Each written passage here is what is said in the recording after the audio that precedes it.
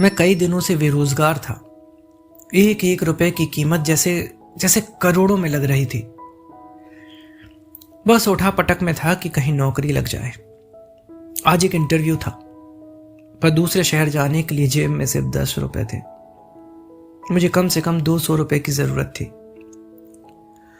अपने इकलौते इंटरव्यू वाले कपड़े रात में धोकर, पड़ोसी की प्रेस मांग के तैयार कर, पहनकर, अपनी योग्यताओं की मोटी फाइल बगल में दबाकर 2 बिस्कुट खा के निकला। लिफ्ट ले, पैदल, जैसे तैसे चिलचिलाती धूप में तरबतर, बस इस उम्मीद में स्टैंड पर पहुंचा था कि शायद कोई पहचान वाला मिल जाए जिससे सहायता लेकर मैं इंटरव्यू के स्थान तक पहुंच सकूं। पर काफी देर खड़े रहने के बाद भी कोई नहीं दिखा। मन में घबराहट और मायूसी थी। क्या करूंगा, अब कैसे पहुंचूंगा? पास के मंदिर पर जा पहुंचा।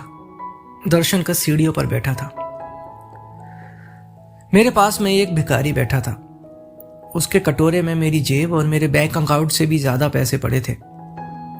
मेरी नजरें और हालात समझ के बोला, कुछ मदद चाहिए क्या? मैं बनावटी मुस्कुराहट के साथ बोला, आप क्या मदद करोगे? चाहो तो मेरे पूरे पैसे रख लो। वो मुस्कुराता हुआ बोला। मैं चौंक गया। उसे कैसे पता मेरी जरूरत? मैंने कहा, क्यों? शायद आपको जरूरत है। वो गंभीरता से बोला, हाँ है तो, पर तुम्हारा क्या? तुम तो दिन भर मांग के कमाते हो।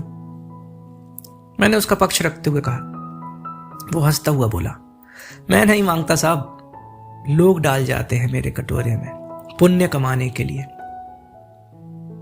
मैं तो भिखारी हूं, मुझे इनका कोई मोह नहीं। मुझे सिर्फ भूख लगती है, वो भी एक ही टाइम, और कुछ दवाइयां, बस। मैं तो खुद ये सारे पैसे मंदिर की पेटी में डाल देता हूं।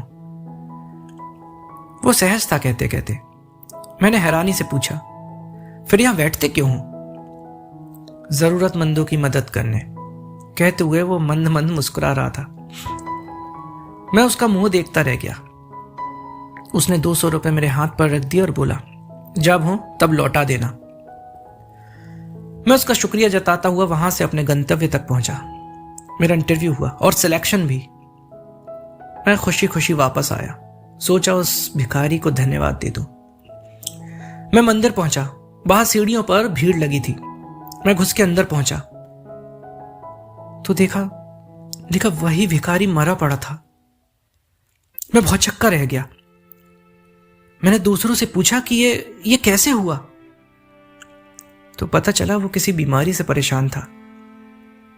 सिर्फ दवाइयों पर जिंदा था। आज उसके पास दवाइयां नहीं थी और ना ही उन्हें खरीदने के लिए पैसे। मैं अवाक सा उस भिखारी को देख रहा था।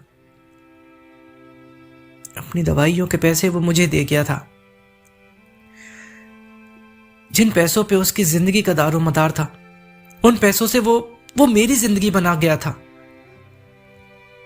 तभी भीड़ में से कोई बोला, अच्छा हुआ मर गया ये, भिखारी भी साले बोझ होते हैं, कोई काम के नहीं। मेरी आंखें डबडबाई। वो भिखारी कहां था? वो तो मेरे लिए भगवान ही था, नेकी का फरिश्ता, मेरा भगवान। तो दोस्तों, हम में से कोई नहीं जानता कि भगवान कौन है और कहां है, किसने देखा है भगवान को। वो तो बस इसी तरह मिल जाते हैं। तो दोस्तों, अगर आपको ये हमारी कहानी पसंद आई हो तो कृपया से एक लाइक जरूर करें। आपका एक लाइक हमें प्रोत्साहित करता है आगे भी ऐसी और कहानियां लाने के लिए। और अपने इस चैनल को सब्सक्राइब करें ताकि मेरी हर कहानी सबसे पहले आप तक पहुंचे। धन्यवाद।